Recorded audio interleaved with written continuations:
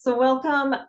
Today we're going to talk about Tockify and the Tockify plugin to manage your calendars on your websites.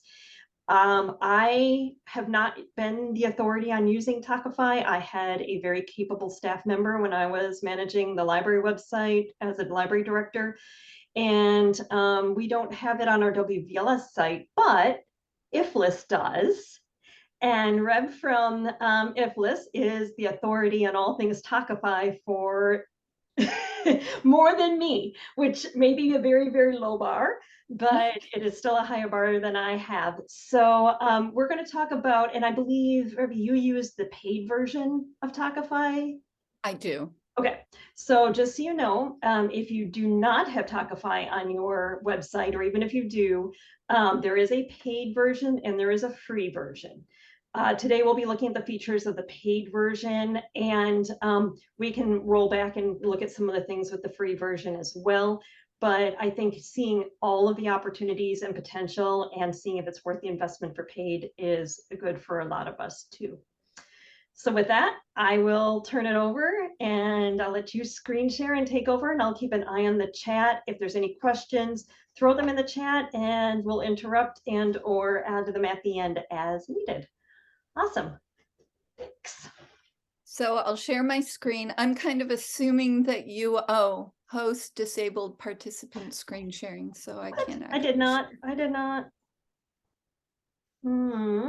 It did say can because you had it before. Okay, no, I don't want to share myself. Sorry about that. That's okay. So I'll be going through today. We'll look at the homepage, what the homepage looks like. I'm assuming that you all are already using Tockify. If you need help getting Tockify on your website, then Erica is your person. So I'm going to talk about images and accessibility on your calendar, options to use as you're editing an event, submitted events, and then how to customize your forms. So try sharing. Oh, how many tabs do I have open? This is very interesting. All of us. Yeah. Everybody can see that. I'm gonna close the pictures of us so I can see my screen. So if you're waving at me frantically, I can't see it. Okay, so I'm gonna start on the home page and we're gonna specifically look at images. There's a new feature down here. You can go directly to the image library. That's kind of handy. And there's a form editor. That's kind of handy. You can get to both of these things from other places, but this is one place you can find them. And so I want to talk right as we start about some accessibility issues, because I've been digging into accessibility on the IFLIS website and I want to talk about it a little bit. So I use a custom size on my calendar. And if you do that, you're going to have to create images that are a consistent size. I like doing that. I liked doing it even when I used the little circle that just puts the middle of whatever image you're putting in there. I liked to have all of my images a similar size. I'd like to also remind you that very small words, like on a poster, are not going to be visible on the image, which isn't an accessible option. If you're just putting the poster in the image spot so that people will recognize and link it with the poster that you have up in your library, that's kind of cool, but I think there are some best practices with images that might work a little bit better. Let's see. And you're going to want to include alt text. So alt text are the little words that you attach to each image that if someone is using a screen reader, it is, or if they disable images so they can load faster, it's what shows up in that spot, or is read in that spot. So it's pretty important to have alt text for accessibility, and I'll show you how I use that. I've got a really nice link that I'll share with Erica, and she can send that out, about using alt text. Okay, so first of all, I'm gonna show you all our, oh, that's another thing. I'm gonna show you our calendar on IFList. So is everybody seeing the IFList calendar? Could somebody tell me if that's what you're seeing now? Looks good here. Okay, so these are my custom sizes. If I just pop in an image without resizing it before I import it, this is what it looks like. It's a slightly different size. And so I'm going to show you how to fix that a little bit. And I'm going to show you with a particular set of entries. So I'm going to use Tech Days, and I have Tech Days tagged, and we'll talk about tagging a little bit later. So I'll go ahead and show you. So here's Tech Days, okay?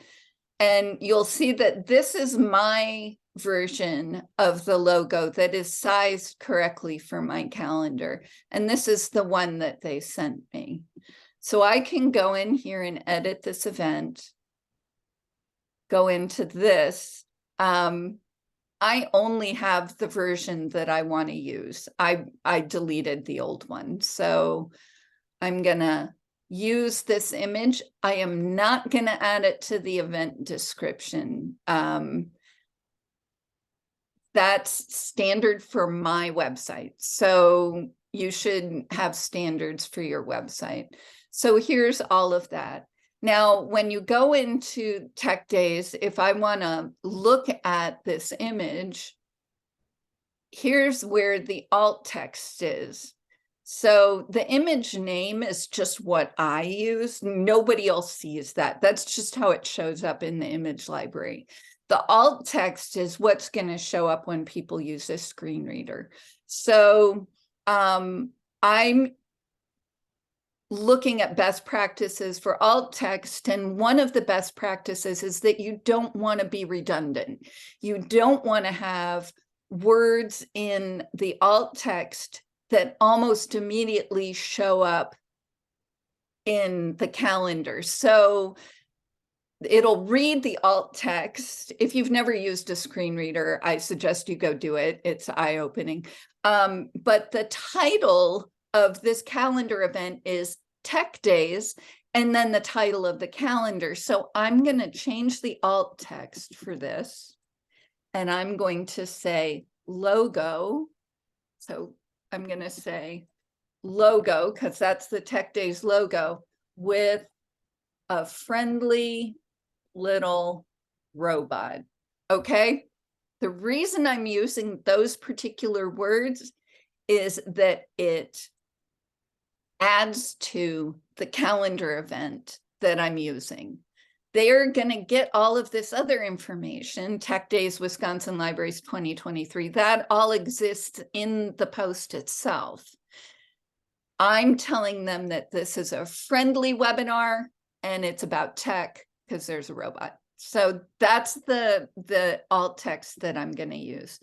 You should think about alt text for your library and how you use alt text on your website and in the calendar. Okay, so there's my little accessibility plug. So I'm going to save images, and then we'll go back over here to the calendar. You should always look at your calendar live, because the way it looks live on your website is different from how it looks in the editor. So you just want to make sure that you find that. So there it is, the last one. the image is the correct size. Okay. Let's go back to the home page in Tockify. I'm going to just mention that you can customize your calendar. If you're going to stray from the defaults on the Tockify calendar, be very, very careful. They've got this optimized for accessibility and legibility. And so if you're going to go in there and mess with the colors, you just really want to make sure that how that shows up on your website is still accessible. You know, you can go ahead and do it and match your branding if you want to do that, but just be super careful about how you do that. And if you want to, you know, bounce something off of somebody, you're welcome to contact me. Okay, so options to use on the event page when you're editing it. So I am going to use these new trustee training week. Nope, I'm actually, sorry, I'm going to use the tech days too to show you what the options are in there. So once you click edit event, something that I use a lot is this, it's called a promotional button, okay? And I use it if I am going to be sending people to a registration link. And here's how that looks when you open it up. You can customize what that button says, and then you can customize where you're linking to. RSVP is a little bit different. That allows you to use a form that is a little bit customizable, not really. I've never used the RSVP before, but you can if you want to like get an idea of how many people are coming to a program.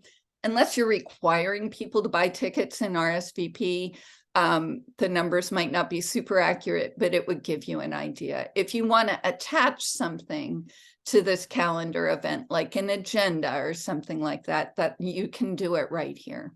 Okay. And then here's where you edit down here. You can use tags and categories. If you're going to use tags and categories, just channel your inner cataloger. Really think hard about which tags you use and how it's going to show up on your website. I'll show you a little bit of that later, but think of tagging in terms of how your calendar users are going to use the calendar, not what information you want to know, but what information the calendar user is going to find helpful. And these aid in linking, searching, and navigation. So kind of handy. And then I almost always, as a best practice, send somebody to the website of the event, just in case they miss that registration button that's really friendly and shows up on top. There's also always a link to the event. If it's an event for your library and you don't have a specific event page, don't worry about it. But if you do use Facebook events a lot, here's a place where you can link to Facebook events. Okay.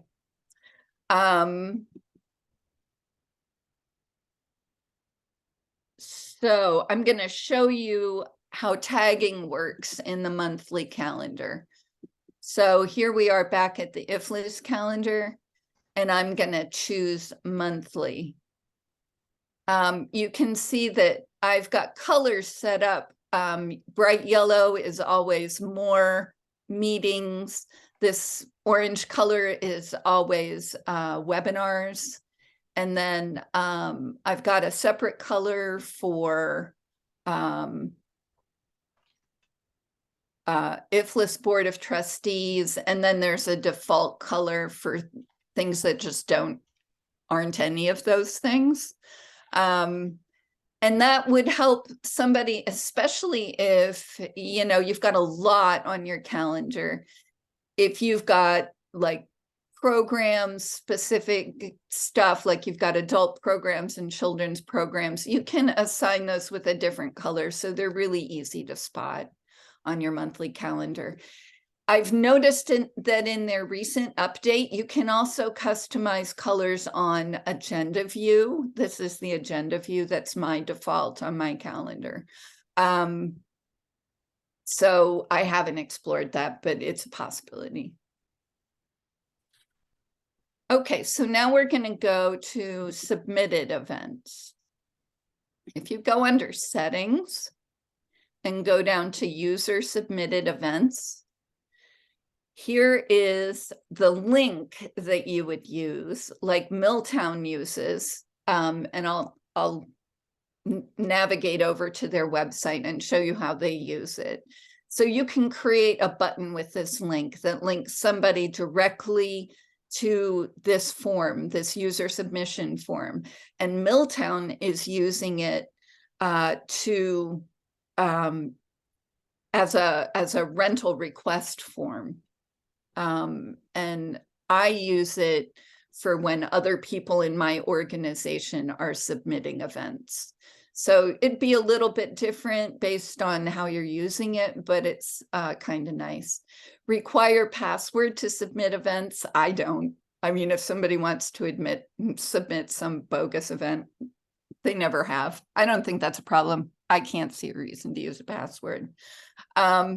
Submitted event approval emails. Now this goes out to whoever the default email is on your account. And on the IFLIS account, it's me, and I'm a control freak. So I want all of these to go directly to me. But if you've got somebody in your library other than the person who's the default contact on your library who does rentals, and you want these submissions to go directly to them, you can customize this here with a different email.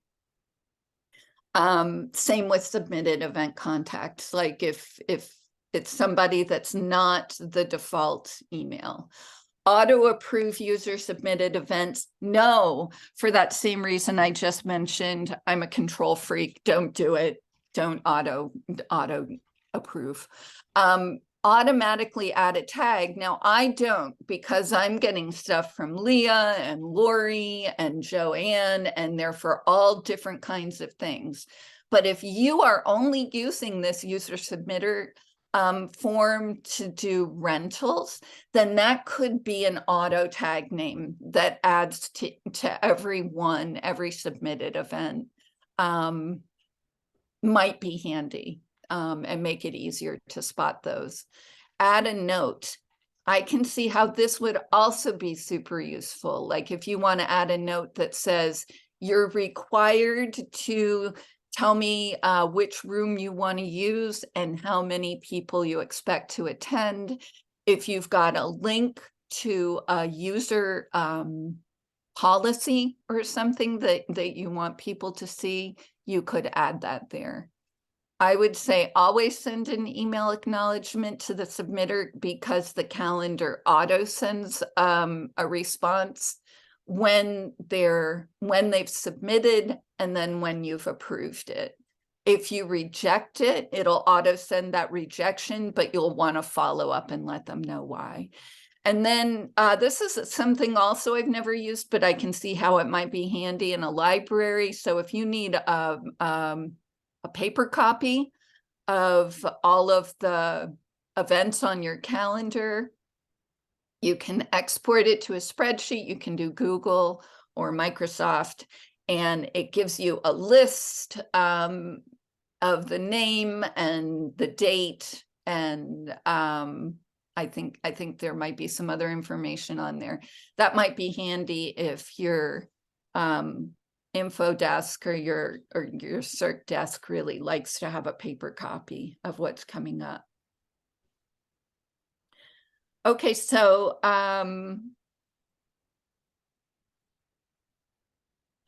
again, be consistent and be concise, and I edit submitted events so that they're consistent with my layout, and I'm going to show you how I do that. on the trustee training week events.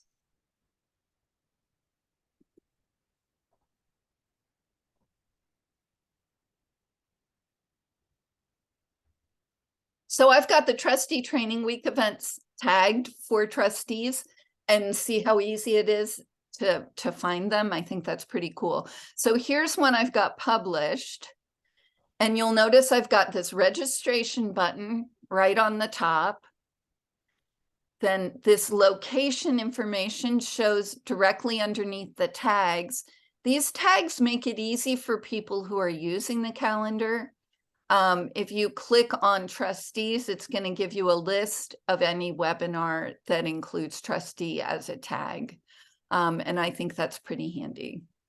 And again, I link to, it looks like you can't see it right here, but at the bottom, you can't see it. I link to the website. So then let's go, when somebody submits an event, it shows up right here. I've got 2 submitted events, so I'm going to look at them over here. And I'm just going to walk through changing one up for my website to demonstrate how that works. It's fairly simple. So I say approve and publish, and then it asks me if I want to just approve more events or if I want to edit this one, and I always edit them. Okay, so Leah always sends me the image she wants as an image, but they're not always formatted the way that I want them. So I'm going to change the image. So here's her user image that she submitted. I'm going to use this one that I made a logo, I made an alt text, and formatted it correctly. So I'm going to use this image. Again, I never use images in the event description. I think it's distracting. So I take it out. And now I'm using the image that I formatted correctly. So if, and then she put up a here, quick question. So just to clarify, if somebody does submit an event and they include an image in there, it will automatically go into your image gallery. Yes, it will. Okay. Yes, it will. And then I go back later and take them all out, the ones I don't want. So I only have the ones I use in my image gallery. Perfect. I like to keep that pretty cleaned up. So Leah has linked to Trustee Training Week in this button, but it's a call to action button. So I like that to be the registration link. So I'm going to take this out of the button link, stick it down here at the bottom, just so I know. Here's the registration link. I'm going to take that out of here, and I'm going to put that as the button link, and I'm going to type register. So this shows up on the agenda view. It shows up on the monthly calendar full view. It shows up on, everywhere. It shows up right at the top. It's a big friendly green button, hard to miss.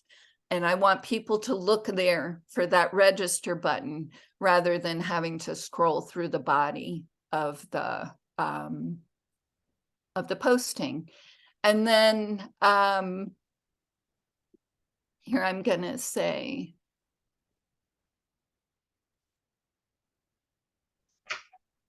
go to the Wisconsin Trustee Training Week 2023. Okay, so remember, that's everything that was on that image.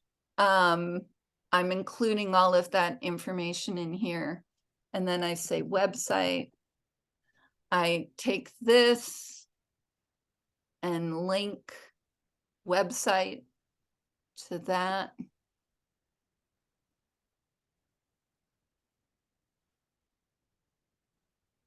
Okay, the reason this is kind of important for accessibility is that if you've got a screen reader and you've got that big HTTP link in there, it reads the whole thing.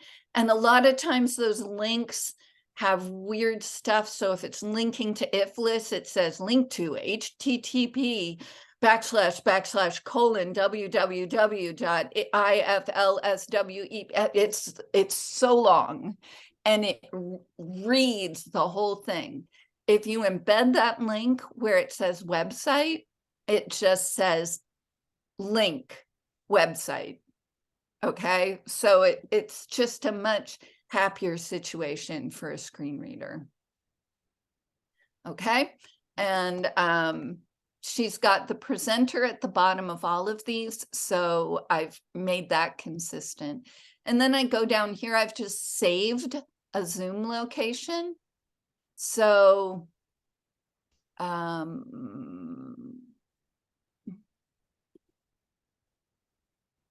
online event location, friendly name, where is it? Oh, both, she's saying. I'm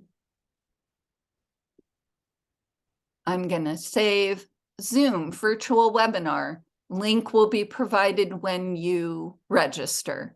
So that makes it really clear, and it shows up right at the top. Okay, and then that's all the changes I make. So I'll go back to the agenda, and we'll look at that one over on the calendar.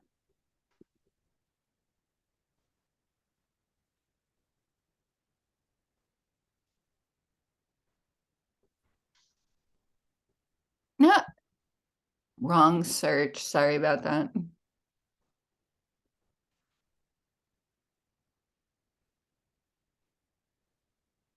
So here it is. Elected officials are people too. You see there's the register button here. There's all these tags that gives you a little bit more information about that event. And it tells me right here, Zoom virtual webinar link will be provided when you register. When you look at that in this view, again, that location is right at the top. So if it's in a particular room in your library, you can add that to your address, to your saved address. You can also, of course, put your library actual address in there, and if you put your actual address, it autofills a map view that has directions. Okay, and again, here's the big friendly register button, which I love. If you want to share this, you can share directly to Facebook. I don't often do that. I usually copy the event link and then go share it in Facebook, and it autofills the image for you. Okay, let's see if I have anything else. Settings, we were going to look at how to create that form. I think I already did that. So there's an RSVP form editor, and there's also a submitted form. So if you go back to the settings page,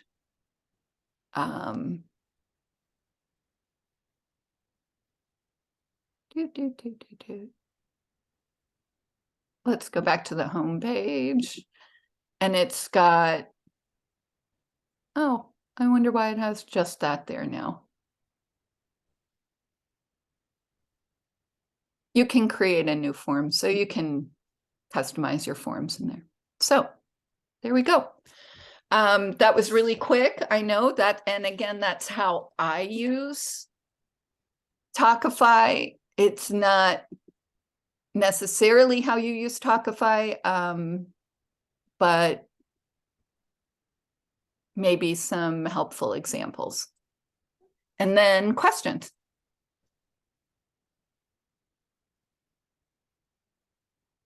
Christina, you have a question? Yes, I was just wondering if you can show that trustee training page. Can you show what it looks like, that event in calendar view? Can you screen share that again? Yeah. And because that's what we are usually look at. Yeah.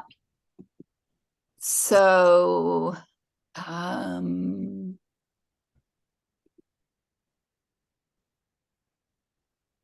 Here we are. And let's go over to IFLIS and we'll look at the calendar.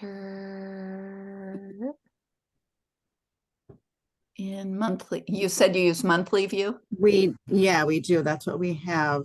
That comes up on our, like a tab on our website. And Yeah. I'm just wondering, how kind of that registration probably doesn't show up anything. Oh, it doesn't show up on the calendar, Okay. but Yeah. when you hover over the calendar, Yeah. it doesn't show the registration button either. Okay. So I guess if that's your primary way of showing this stuff, then because when you click on it, it's right here. So what you'd need to do is probably put in the title, registration required. Okay. Now, we also, okay, so we're using this. I mean, I'm really interested in using Tockify for those submitted events. So if people want to, like Milltown is doing, request a meeting room space. Yeah. But so we're doing that with a Google form right now. People submit that form. Yep. And then, they're requesting the room. It looks like you, and the notes part is where you're suggesting that they indicate the room that they want to use, because you can't edit the form to. Yeah, let's head over to Milltown.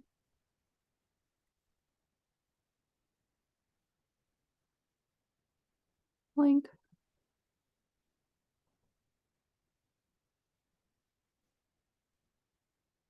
And meeting rooms. So here's how they have theirs set up. So they tell you all of this stuff ahead of time. And then here's what their form looks like. So this note right here is what they edited in that private note spot that I showed you earlier on there. Let's see. Let's get to that.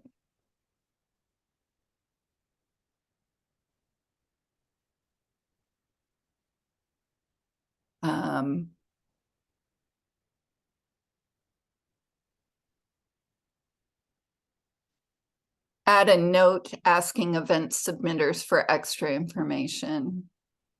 So you'd add it here. Okay.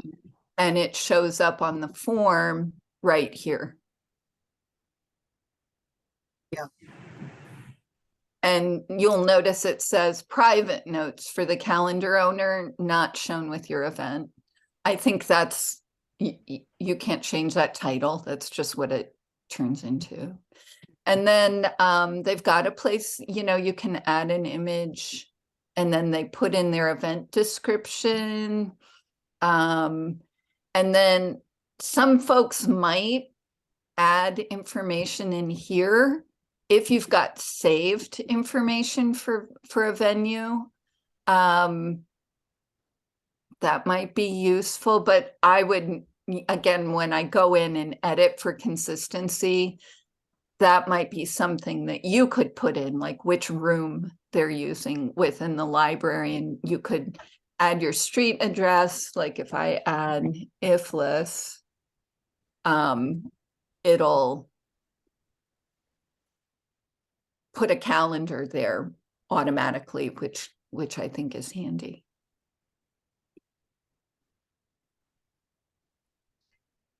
And I see Rebecca from Balsam Lake and Milltown is on here. Do you have anything, Rebecca, you want to share about how the form works, or how it seems to function for you guys?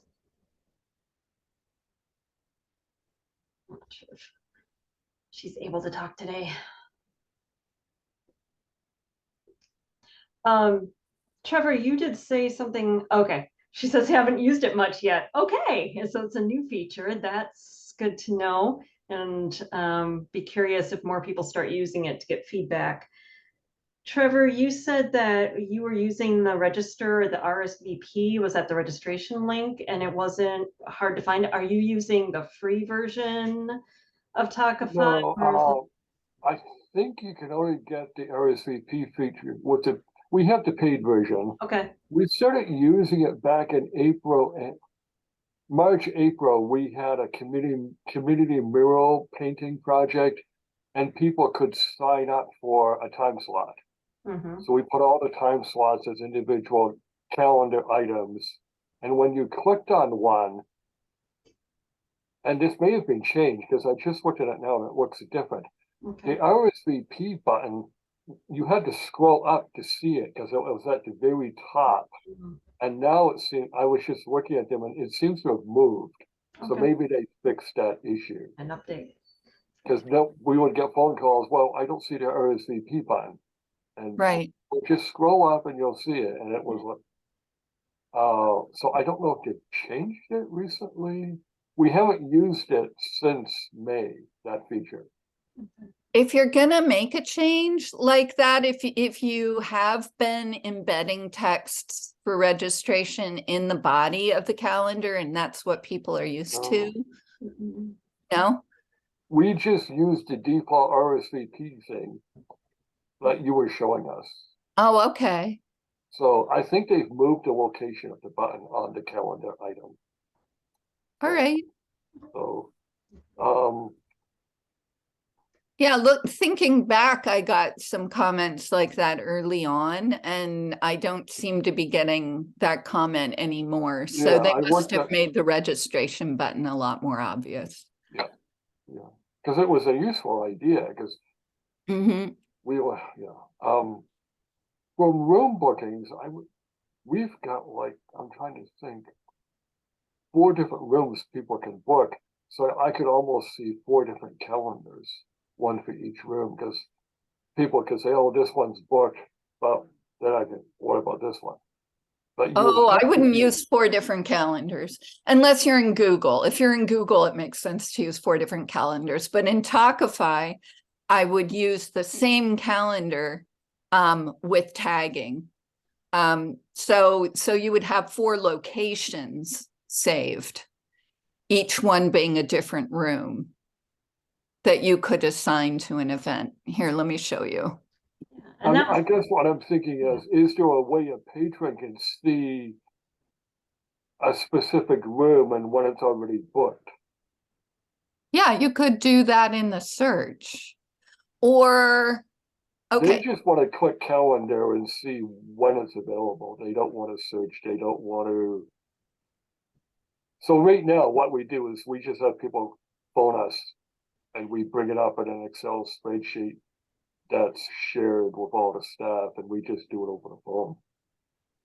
so if you are willing to spend another $80 a year for each of those calendars, if that's worth it for your library and it's going to No. save that much admin time, No. but I'm pretty sure that's how Tockify charges you. They Okay. charge you per calendar. Yeah. So we want. And so I would say use tagging, and so that will make on the monthly view, that will make each room a different color. And there's ways you can customize that a little bit. That's the best option with Tockify. Yeah. We probably would, if we were going to do online appointments, we'd probably look at something else. Yeah. Yeah. If it's super complicated, like if this is something that's taking up hours and hours of staff It's time. not, it's Okay. not that big a problem to figure out how to automate it for virtually no money. So, and you're gonna have to approve the events anyways, or the bookings. Yeah. If 2 people put at the same time in room, then you're gonna have to say no to somebody. Right. And if you are looking at every submission, then you're making the decision about who gets what. And the submissions are they're in date order. So if you start from the first submission, Yeah, then that's gonna eliminate, duplicates, hopefully. It's going to eliminate duplicates. It's not perfect. It's not an event scheduler. No, no, for what it does, it's really good. I mean, Yeah. we have a lot of reoccurring book clubs on there. And then for the specific month, I'll edit that event and put the specific book in. And then all the other ones in the future are just a generic book club description. So it works well. Yeah. And you could tag the different book clubs. So on the monthly view, each book club shows up as a discrete color. Yeah, I And guess then that just makes it easier for people to find. we haven't been doing any of the tagging, but yeah, I'll look into that. And again, you know, channel your inner cataloger. Don't go crazy with the tags. If you've got a whole bunch of tags and some of them are redundant, it actually just makes it harder to use. Yeah. So I have a quick poll for everybody who's here. I just want to know, I mean, there's all of everybody who's here. Do you use Tockify currently? Do you use the paid, the free, or you're not using it? I'm just kind of curious for those who are joining us today. Let's see. 4, 6, 7. Okay. Okay, so it looks like everybody here is using it, and we actually have quite a bit of the paid version use. So it's good to know. If I think I'm curious to see if other libraries would pick up on the paid version if they saw some more of these things. So I'm really curious if Milltown and some of the other ones that start using it for registration for rooms, if we can get feedback on that, because that's one of the questions I've heard a lot of, is that the other piece that I've heard, I've seen a couple of libraries do this because they find that updating multiple places just gets burdensome. So some libraries are doing away with the blog posts and the sliders on their website, and they're going to using Tockify in a paid version as a large calendar as their main piece on their website, and really investing the time into doing a really nice Tockify look on their website, and not doing as much with the posts, and maybe saving the sliders for, you know, things that are more permanent, like how to use Libby, or how to use, and something that's not event based as much. So that's something to think about in general, if you are not using Tockify at all, or if you are using Tockify in only the free version, if that might be something that would be a time saver for you, that we could revisit that in the future for how you might use Tockify as your main source of information on a website. can I show you what IFLIS does? Yes, I was actually just going to ask if you would do that. Yeah. So let me navigate over there. So IFLIS, for those of you who have been here and, you know, in IFLIS land as long as I have, we used to have sliders on the main page that were upcoming events on the calendar, and it was extraordinarily time consuming. And also, I don't think people looked at it. So there's that. So what you can do with the paid version is you can insert this mini calendar. It's a little snippet of code. You can't do a lot of customization, but this is what you get. And it has the next 3 events. You can load more events. It loads it right there. Or you can open the full calendar and it takes you over to the full calendar. So it auto updates. You just put it in there once and you're all done. I think it's brilliant. It saved me an enormous amount of time. And I put it right here on the redesigned, by the way, front page. And here is just a little aside, a form that I imported using a little snippet of code from MailChimp. MailChimp right there, to sign up for our newsletter, which is also something you can put on your webpage if you want to. It's not hard. And you use MailChimp. Probably if you use any mail service, you can get a sign up sheet that you can put right on your page. Are you using a WordPress plugin for that to put the calendar there, or how are you doing that? My site is the same as your site. It's WordPress. And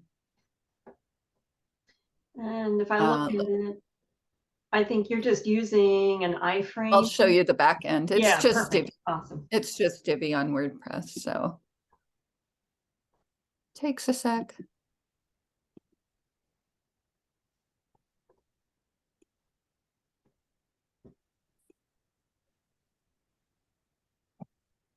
So you're wondering about the calendar, or you're wondering about The calendar.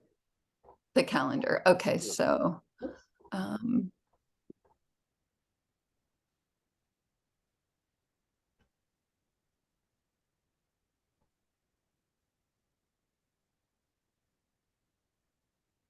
looks like that. It's a little piece of code that they give you in Okay. Tockify. I'll show you where.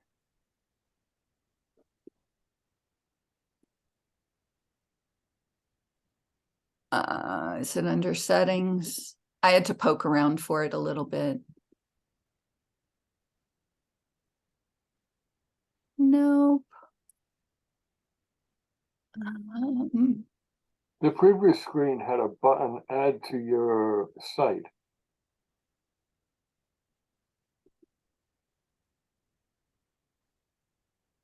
Back one more.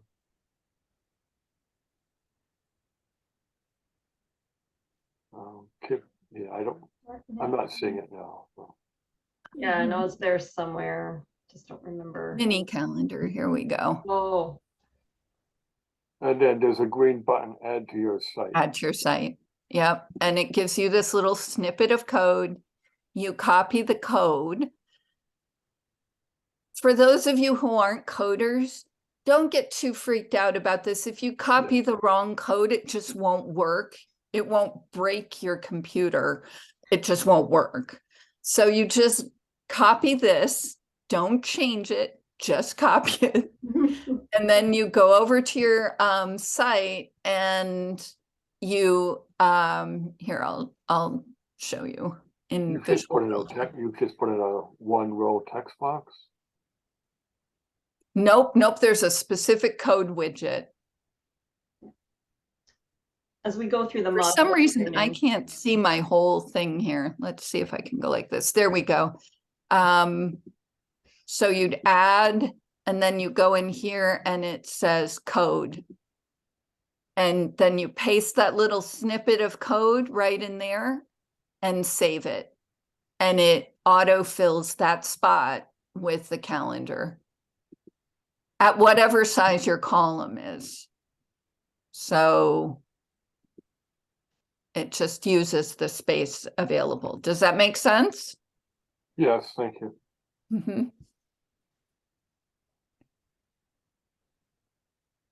Should I stay over here? Or are there other questions?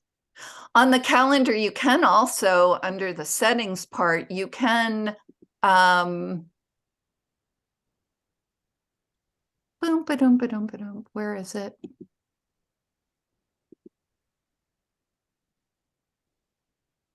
Maybe it's under settings. It gives you a choice which views you get. And I don't think it does that on the free version. Is this it?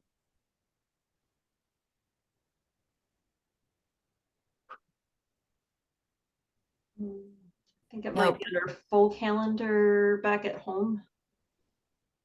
So you have the mini calendar. Settings.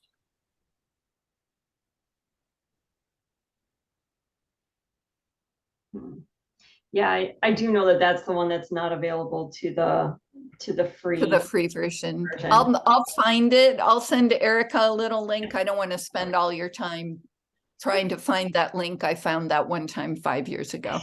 But you can customize which views you use. Right. And and then I had one other thought about calendars specific or Tockify specifically. But it's gone. So I'm not going to.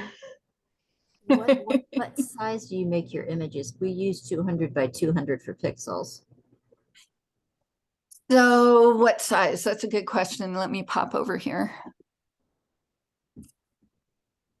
I know It looks like 300 by 130 Okay. or so.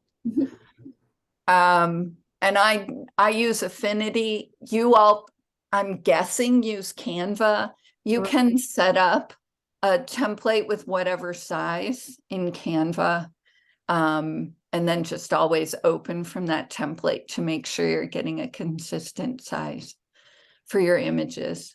I usually resize everything. I do the 200 by 200 and then I do the size for our slider and then resize it for Facebook. Yep. Yep. We end up. And with just five. for all three of those applications, I would say get rid of all of the small words. You're Mhm. hopefully linking to some place that has all of that information, or the content of your calendar post has all of that information. And so just distill out what is the important recognizable image, like a logo or an image that you're using for a series or whatever, and just use that fairly simple image and then go open it on your phone. Because 80% of people these days are looking at stuff on their phone. They're looking at Facebook on their phone, and see if that image is actually useful to that at what you're trying to do there. See if it actually drives people over to your event. But all those teeny little, like if you're just taking a poster, I understand why you would. Oh, I get rid of a lot of the text when I change the Good. size down. Good. And and you know, if all the time you have is to just take that poster you already made and popping it into the image in the calendar, done, that's totally cool. You know, I'm a proponent of spending exactly how much time you have to do the tasks that you need to do. But best practice is to pull one little bit out of that big detailed poster that is going to communicate what that event is to people. Yeah, we start out with the poster, then go to the slider and then Tockify image and usually get rid of as much word as possible. Yeah. And if you use all those words in Facebook, it actually gives you demerits.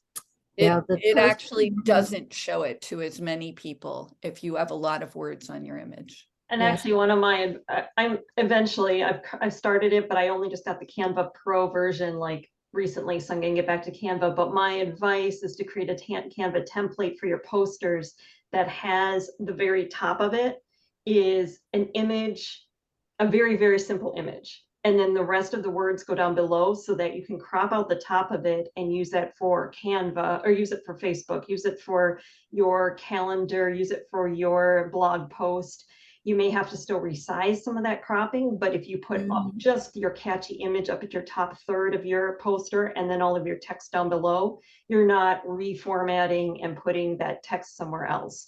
So kind of thinking about breaking up your original poster into sections that can be used in various ways. And then it's just one quick crop to immediately dump it into another place. Don't put words at the top of your poster. Or don't put excessive words at the top of your poster. Right. Or if you want to put words at the top of your poster, just make sure that image is a discrete image. Yep, you can pull that out. And so you can easily, like the image, the words aren't attached to the image. So you can easily just get rid of that text box and just use the image. Save it. Have we ever done a session on using Canva for people who are not graphic designers? Yeah, Like me? Yes. I'm a content manager. My Mhm. Yes. stuff is not pretty, and I Yes. know that. And yet, You're it's stuck one with thing it. to run the programs, but then you gotta make the posters. Well, I don't know what makes a good poster. Yep. Honestly, and so they're probably not as good as they could be. Mhm. At the last Wisconsin winter webinar session list, there's one session in there by Coles Rostlake. She's now in lacrosse, but at the time she was communications coordinator for a system, and she went through Canva and how to use Canva effectively. And I thought it was really useful. So that might be a place to start. Thank you. Yep. Well, And then you can ask Christina about this, but I developed a set of templates for Somerset Library to use for their posters, for their Facebook posts. They changed the colors, they changed the images, but mostly use the templates, and that saves an enormous amount of time. So just create your poster once that it has interchangeable little bits that you can use over and over again. So with every poster, you're not coming up with new fonts, new image placement, new everything. You're just cut and pasting stuff into that. That works well. I've done that with the book clubs. I basically changed the book jacket image and the date. Yep. And hit new image. Saves an enormous amount of time. perfect. And in my world, there's only 3 fonts: Times, Arial, and Courier. Very good idea to limit yourself to 3 fonts. Someday, if you get real ziggy, you might want to consider picking one extra font and substituting one of those. But those are 3 solid fonts that work well online. They work well in print. And so go for it. The important thing is to have all of the information and to tell people exactly what it is that they need to do next to engage with your library. That's the important thing, right? All the other stuff is window dressing and lovely, and I find it particularly fun. But the really important thing is to make sure you have on there the information that people need to do the next thing to engage with your library. Well, it is 12 o'clock. I'm going to stop the recording now. And if anybody has any questions or anything else, I have a couple suggestions once we stop this recording.